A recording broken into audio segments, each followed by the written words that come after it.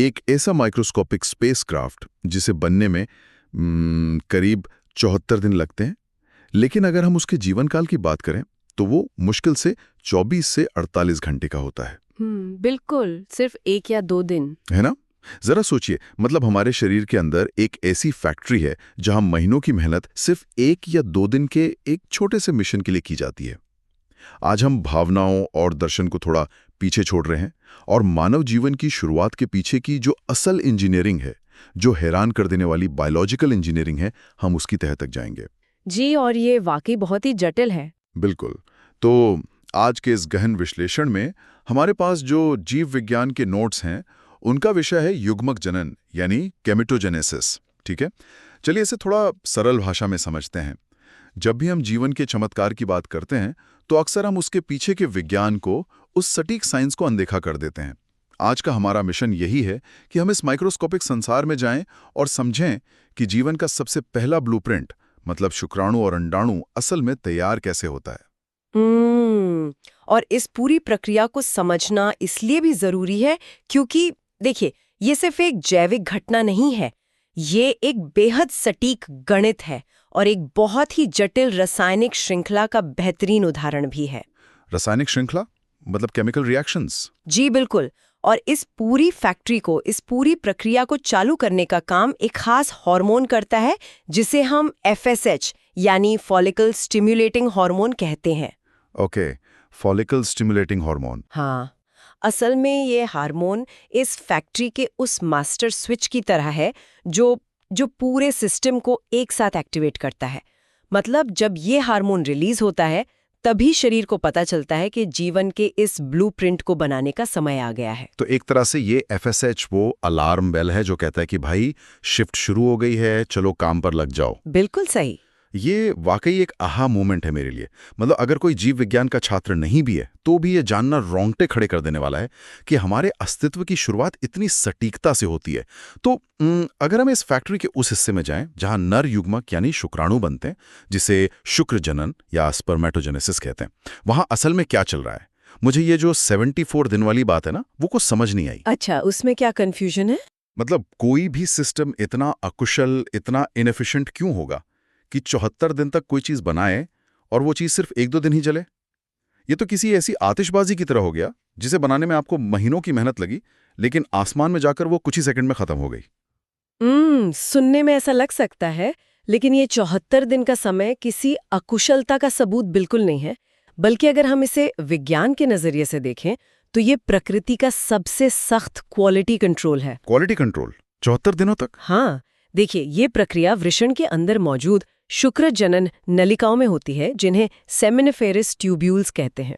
ये इतना लंबा समय इसीलिए लेता है ताकि ये सुनिश्चित हो सके कि जो आनुवंशिक सामग्री है, जो जेनेटिक मटेरियल है, उसका विभाजन बिल्कुल परफेक्ट हो, उसमें एक भी त्रुटि न हो। ओह, मतलब DNA की कॉपी बन रही है तो गलती की कोई गुंजाइश नहीं है। बिल्कुल। अगर DNA की कॉपी बनाने में जरा सी भी गलती हुई ना, तो उसका सीधा असर आने वाली पूरी पीढ़ी पर पड़ सकता है। इसलिए प्रकृति इसमें कोई जल्दबाजी नहीं करती। अच्छा, तो ये कोई एक झटके में होने वाला काम नहीं है, ये एक बहुत ही सावधानी से चलने वाली असेंबली लाइन है। तो इस असेंबली लाइन की शुरुआत कैसे होती है? क्या कोशिकाएं बस अचानक से खुद को कॉपी करने लगती हैं? शुरुआत एक बहुत ही बेसिक चरण से होती है, जिसे गुणन प्रवस्था या मल्टीप्लिकेशन फेज कहते हैं। शुक्रजनन नलिकाओं की दीवारों पर कुछ बहुत ही साधारण कोशिकाएं होती हैं। इन्हें जननिक घनाकार उपकला या जर्मिनल क्यूबॉइडल सेल्स कहते हैं। जर्मिनल क्यूबॉइडल सेल्स, ठीक है। सबसे पहले इनमें माइटोसिस होता है, जिसे समसूत्री विभाजन कहते हैं। इसका सीधा सा मतलब यह है कि कोशिकाएं अपनी बिल्कुल हूबहू कॉपी बनाती हैं और अपनी संख्या बढ़ाती हैं। इस चरण के अंत में हमें जो कोशिकाएं मिलती हैं उन्हें स्पर्मेटोगोनिया कहा जाता है। स्पर्मेटोगोनिया मतलब ये अभी नॉर्मल सेल ही हैं, जैसे मेरी स्किन की सेल या मेरे बालों की सेल होती हैं? जी बिल्कुल वैसे ही। इनका जेनेटिक मेकअप 2n यानी 44 + XY होता है। मतलब पूरे 46 गुणसूत्र? हाँ, पूरे 46 गुणसूत्र मौजूद होते हैं, जो एक आम इंसान की किसी भी सामान्य कोशिका में होते हैं। इसके बाद ये स्पर्मेटोगोनिया वृद्धि प्रावस्था यानी ग्रोथ फेज में जाती हैं। तो क्या यहाँ भी वो डिवाइड होती है? नहीं, यहाँ एक कोई विभाजन नहीं करती, बल्कि वे आसपास से पोषण लेती हैं और आकार में बड़ी हो जाती हैं। तब जाकर इन्हें प्राथमिक स्पर्मेटोसाइट या प्राइमरी स्पर्मेटोसाइट कहते हैं। लेकिन इसके बाद जो परिपक्वन प्रावस्था आती है ना, मैच्योरेशन फेज, असल जटिलता वहीं से शुरू होती है। ओके, ऐसा क्या होता है वहाँ? यहाँ मियोसिस यानी अर्धसूत्री विभाजन होता है। अर्धसूत्री? तो यहाँ से गुणसूत्र आधे हो जाएंगे, मतलब 46 से 23? जी हाँ, बिल्कुल आधे। लेकिन ऐसा करने की क्या जरूरत है? मतलब क्या हम सीधे उन्हीं 46 गुणसूत्रों वाली कोशिकाओं को आगे नहीं भेज सकते? आखिरकार वे वैसे भी जेनेटिक ब्लूप्रिंट ही तो हैं। जरा इसके पीछे के गणित को समझिए। कल्पना कीजिए कि अगर पिता की कोशिका में 46 गुणसूत्र हों और माता के अंडे में भी पूरे 46 गुणसूत्र हों, तो जब वे दोनों मिलेंगे तो बनने वाले बच्चे में 92 गुणसूत्र हो जाएंगे। ओहो, 92 गुणसूत्र। और उसकी अगली पीढ़ी में 184 हो जाएंगे। ये तो एक बहुत बड़ी आनुवांशिक दुर्घटना हो जाएगी। मानव प्रजाति का वजूद ही खत्म हो जाएगा। ओह, बाप रे। तो इस भारी दुर्घटना को रोकने के लिए प्रकृति गुणसूत्रों की संख्या को पहले ही आधा कर देती है। बिल्कुल। ताकि 23 गुणसूत्र पिता से आए और 23 माता से आए और बच्चे में फिर से वो 46 गुणसूत्रों का परफेक्ट बैलेंस बन जाए। सही पकड़ा आपने। तो मियोसिस 1 के दौरान जब प्राथमिक स्पर्मेटोसाइट विभाजित होता है तो गुणसूत्रों की संख्या आधी हो जाती है। जो नई कोशिकाएं बनती हैं उन्हें द्वितीयक स्पर्मेटोसाइट कहते हैं। मतलब सेकेंडरी स्पर्मेटोसाइट। हाँ, इनका जेनेटिक मेकअप अब N हो जाता है, यानी इनमें या तो 22+X गुणसूत्र होते हैं या फिर 22+Y, जो बाद में बच्चे का लिंग तय करते हैं। बिल्कुल। और इसके तुरंत बाद मियोसिस 2 होता है, जो साधारण विभाजन जैसा ही है, और इसके अंत में हमें स्पर्मेटिड मिलते हैं। तो 74 दिन की इस कड़ी मेहनत और इतने सख्त क्वालिटी कंट्रोल के बाद आखिरकार हमें ये स्पर्मेटिड मिल गए। तो क्या यही वो माइक्रोस्कोपिक स्पेसक्राफ्ट है जिसकी हम शुरुआत में बात कर रहे थे, जो तैरकर अंडे तक जाएगा? नहीं, स्पर्मेटिड तो बस एक गोल साधारण सी कोशिका है। गोल कोशिका? लेकिन स्पेसक्राफ्ट तो? इसके पास ना तो तैरने के लिए पूंछ होती है और ना ही आगे का वो नुकीला हिस्सा जिसे एक्रोसोम कहते हैं। यहाँ तक कि इसके अंदर के जो अंग हैं, जैसे गोल्जी बॉडी, वे भी बिखरे हुए होते हैं। ये अभी किसी भी यात्रा पर जाने के लिए बिल्कुल तैयार नहीं है। अच्छा, तो एक गोल बिना पूंछ वाली कोशिका उस तेज तैरने वाले तीर जैसे शुक्राणु में बदलती कैसे है? मुझे तो लगा था कि वो शुरू से ही अपनी मंजिल की तरफ भागने के लिए तैयार होते होंगे। यहीं पर एक नई और बेहद दिलचस्प प्रक्रिया शुरू होती है। इसे स्पर्मियोजेनेसिस या स्पर्मेटोलिसिस कहते हैं। स्पर्मियोजेनेसिस, इसमें क्या होता है? इसमें कोई कोशिका विभाजन नहीं होता, बल्कि ये एक तरह का स्ट्रक्चरल मेकओवर है। मेकओवर? हाँ, जैसे मान लीजिए एक भारी भरकम रॉकेट है, वो अंतरिक्ष में जाते समय अपने गैर जरूरी हिस्सों को गिराकर एक स्लीक स्पेसक्राफ्ट में बदल जाता है।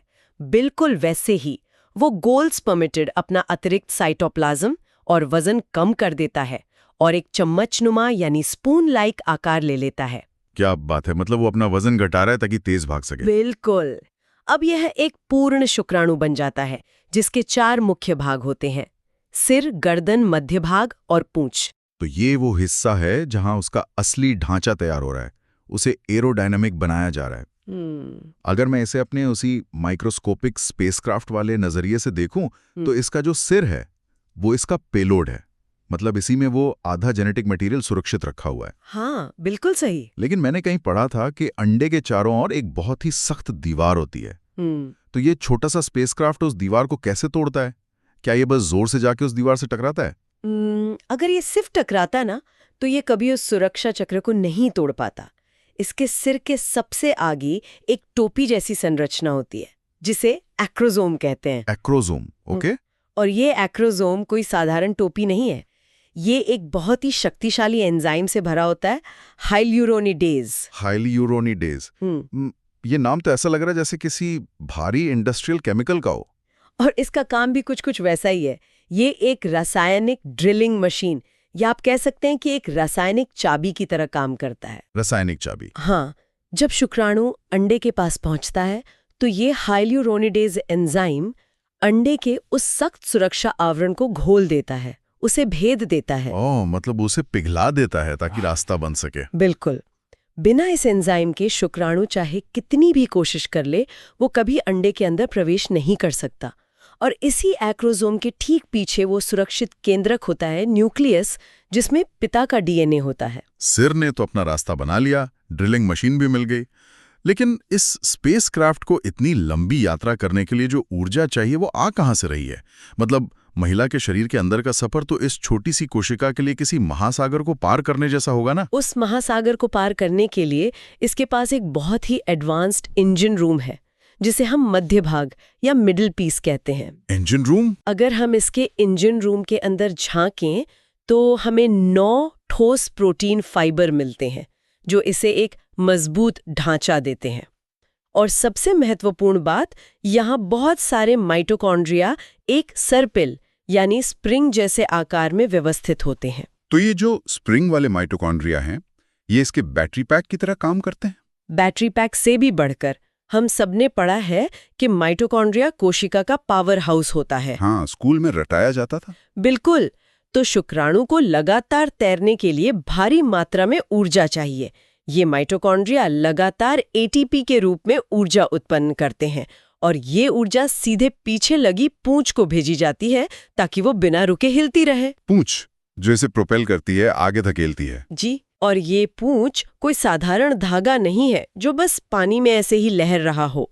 इसके अंदर एक्सोनिमा नाम की एक संरचना होती है, जिसमें माइक्रोट्यूब्यूल्स की 9+2 की अवस्था होती है। 9+2 की अवस्था? इसका क्या मतलब हुआ? मतलब 9 ट्यूब्यूल्स बाहर की तरफ एक रिंग में होते हैं और 2 बिल्कुल बीच में। तो क्या ये 9+2 का अरेंजमेंट इसे दिशा बदलने या नेविगेट करने में मदद करता है? ये 9+2 अलाइनमेंट प्रकृति का एक बहुत ही उन्नत प्रोपल्शन मैकेनिज्म है। ये अलाइनमेंट पूंछ को एक खास विपिंग मोशन देता है। विपिंग मोशन मतलब चाबुक की तरह हिलने की ताकत? हाँ बिल्कुल, एक चाबुक की तरह। इसी गति की वजह से शुक्राणु तरल पदार्थ में तेजी से आगे बढ़ पाता है। इसके अलावा सिर और मध्य भाग के बीच जो छोटी सी गर्दन होती है ना, उसमें 2 सेंट्रियोल होते हैं, एक समीपस्थ और एक दूरस्थ। इनका क्या काम है? जब ये शुक्राणु अंडे के अंदर पहुंच जाता है तो ये सेंट्रियोल उस निषेचित अंडे के सबसे पहले कोशिका विभाजन में एक अहम भूमिका निभाते हैं। यानी शुक्राणु सिर्फ अपना डीएनए नहीं दे रहा है, वो पहले विभाजन का स्टार्टर मोटर भी दे रहा है।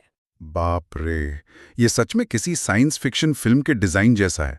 मतलब 74 दिन की इस मैन्युफैक्चरिंग प्रोसेस में प्रकृति का गणित भी कमाल का है। हमने देखा कि एक प्राथमिक स्पर्मेटोसाइट 2 हिस्सों में बटा और फिर वे दोनों भी 2 हिस्सों में बटे। बिल्कुल। मतलब एक प्राथमिक स्पर्मेटोसाइट से पूरे 4 शुक्राणु बनते हैं, और अगर हम बीच के चरण से देखें तो एक द्वितीयक स्पर्मेटोसाइट से 2 शुक्राणु बनते हैं। सही हिसाब लगाया आपने। तो अगर किसी माइक्रोस्कोपिक फैक्ट्री को मान लीजिए 100 शुक्राणु बनाने का ऑर्डर मिले, तो उसे या तो 25 प्राथमिक स्पर्मेटोसाइट चाहिए होंगे या फिर 50 द्वितीयक स्पर्मेटोसाइट। ये गणित समझना बहुत जरूरी है, क्योंकि ये हमें नर शरीर की मास प्रोडक्शन की रणनीति समझाता है। Mass production? हाँ, नर शरीर को लाखों करोड़ों की संख्या में शुक्राणु बनाने पड़ते हैं, क्योंकि अंडे तक पहुंचने की इस रेस में, इस खतरनाक यात्रा में ज्यादातर शुक्राणु रास्ते में ही नष्ट हो जाते हैं। एक मूल कोशिका से 4 शुक्राणु बनाने का ये जो फॉर्मूला है, ये पक्का करता है कि सफलता की संभावना हमेशा अधिकतम बनी रहे। तो यहाँ पुरुष का शरीर पूरी तरह से संख्या यानी क्वांटिटी पर दांव लगा रहा है। करोड़ों शुक्राणु बनाओ ताकि कोई एक तो मंजिल तक पहुंचे। बिल्कुल, यही रणनीति है। लेकिन अगर दोनों तरफ से यही होड़ मचेगी, तो उस नए जीवन को बनाने के लिए जरूरी शुरुआती संसाधन और जो भारी भरकम पोषण चाहिए, वो कौन लाएगा? यहीं पर मुझे लगता है कि प्रकृति अपनी पूरी रणनीति पलट देती है और मादा शरीर में एक अलग ही गेम शुरू होता है, जिसे अंडजनन या ऊजनेसिस कहते हैं। आप बिल्कुल सही दिशा में सोच रहे हैं। जहां शुक्राणु का निर्माण एक मात्रा यानी क्वांटिटी का खेल है, वहीं अंडजनन पूरी तरह से क्वालिटी और संसाधन प्रबंधन का खेल है। क्वालिटी और रिसोर्स मैनेजमेंट? जी। नर शरीर का काम सिर्फ अपना जेनेटिक पेलोड डिलीवर करना है, लेकिन मादा शरीर को उस पेलोड को रिसीव करने के साथ साथ भ्रूण के शुरुआती विकास के लिए एक पूरा इकोसिस्टम भी देना होता है। वाह। अंडाजनन की यह प्रक्रिया अंडाशय यानी ओवेरी में होती है और इसका जीवन काल शुक्राणु से भी कम होता है। सिर्फ 18 से 24 घंटे। सिर्फ एक दिन? ये तो और भी बड़ा टाइम प्रेशर है। लेकिन इस एक दिन के लिए जो रणनीति अपनाई जाती है वो बिल्कुल अलग है। इसमें भी वही 3 चरण होते हैं। शुरुआत जननिक घनाकार कोशिकाओं से होती है जो 2n होती हैं। मतलब 46 गुणसूत्र वाली? हाँ। फिर माइटोसिस के जरिए ऊगोनिया बनता है। फिर वो वृद्धि प्रावस्था में बड़ा होकर प्राथमिक ऊसाइट में बदलता है। यहाँ तक तो सब कुछ शुक्र जनन की असेंबली लाइन जैसा ही लग रहा है। लगता है, लेकिन जब परिपक्वन प्रावस्था में मियोसिस 1 शुरू होता है ना, तब खेल पूरी तरह बदल जाता है। किस तरह का बदलाव? क्या यहाँ एक सेल से 4 अंडे नहीं बनते? नहीं। जब प्राथमिक ओसाइट मियोसिस 1 से गुजरता है तो वो बीच से बराबर बराबर नहीं बंटता। बराबर नहीं बढ़ता? तो फिर कैसे बढ़ता है? एक बहुत बड़ी कोशिका बनती है जिसे द्वितीयक oocyte कहते हैं, और एक बहुत ही छोटी सी कोशिका बनती है जिसे पोलर बॉडी कहते हैं। Polar body? हाँ। और फिर मियोसिस 2 के बाद अंत में सिर्फ एक पूर्ण ओवम बचता है और एक और पोलर बॉडी बनती है। और सबसे चौंकाने वाली बात यह है कि ये जो पोलर बॉडीज हैं ये बाद में नष्ट हो जाती हैं। एक मिनट, मतलब प्रकृति ने उन बाकी कोशिकाओं को बनाने में ऊर्जा लगाई और फिर उन्हें नष्ट कर दिया। ये तो संसाधनों की सरासर बर्बादी लग रही है। सारा फोकस सिर्फ उस एक ओवम पर क्यों? ये तो किसी वीआईपी इवेंट जैसा हो गया ना, जहां एक वीआईपी गेस्ट के लिए सारा इंतजाम किया जाता है और बाकी सारे सपोर्टिंग स्टाफ को इवेंट के बाद बाहर निकाल दिया जाता है। ऐसा भेदभाव क्यों? देखिए, ये बर्बादी नहीं है, ये प्रकृति का सबसे बेहतरीन संसाधन प्रबंधन है। निषेचन के बाद शुरुआती कुछ दिनों तक, जब तक भ्रूण मां के गर्भाशय से पूरी तरह जुड़ नहीं जाता, तब तक उसे जीवित रहने और कोशिका विभाजन शुरू करने के लिए पोषण चाहिए होता है। हाँ, जाहिर है। और ये पोषण कोशिका के साइटोप्लाज्म में जमा होता है। अच्छा। तो अगर वो एक कोशिका शुक्र जनन की तरह 4 अलग-अलग अंडों में बट जाती तो वो सारा पोषण भी 4 हिस्सों में बढ़ जाता। बिल्कुल, आपने एकदम सही समझा। और तब किसी भी एक अंडे के पास इतना पोषण नहीं होता कि वो एक नए जीवन को शुरुआती सहारा दे सके। इसलिए प्रकृति ने ये मास्टर स्ट्रोक चला। जेनेटिक मटेरियल यानी गुणसूत्रों का तो आधा-आधा विभाजन होता है ताकि 46 से 23 गुणसूत्रों का बैलेंस बना रहे, लेकिन कोशिका का सारा साइटोप्लाज्म, सारा का सारा पोषण सिर्फ एक ही कोशिका यानी उस वीआईपी ओवम को दे दिया जाता है। क्या बात है। और वो पोलर बॉडीज, उनका क्या कसूर था? पोलर बॉडीज सिर्फ उन अतिरिक्त गुणसूत्रों को बाहर निकालने का एक जरिया है, एक तरह का डंपिंग ग्राउंड। हाँ, जिन्हें हटाना जरूरी था ताकि गुणसूत्र 23 ही रहें। उनके पास साइटोप्लाज्म नहीं होता, कोई पोषण नहीं होता, इसलिए वे जीवित रह पाती हैं और नष्ट हो जाती हैं। सारा साइटोप्लाज्म उस एक ओवम के पास सुरक्षित रहता है। मतलब दिमाग हिल गया मेरा। नर युग्मक में 1 से 4 बनाकर मास प्रोडक्शन हो रहा है ताकि इतने खतरनाक सफर में कोई तो मंजिल तक पहुंचे, और मादा युग्मक में 4 की जगह सिर्फ एक ओवम बनाया जा रहा है ताकि जो भी बने वो पोषण और संसाधनों से पूरी तरह लैस हो। ये तो किसी ग्रैंड बायोलॉजिकल स्ट्रैटेजी की तरह है। और एक आखिरी लेकिन बहुत महत्वपूर्ण बात मैं जोड़ना चाहूंगी। ये जो वीआईपी ओवम तैयार हुआ है ये अकेला नहीं होता। अच्छा। इसके चारों ओर सुरक्षा के लिए कुछ परतें या झिल्लियां बनती हैं। हमारे स्रोत ये स्पष्ट करते हैं कि सिर्फ ओवम ही अंडा नहीं है।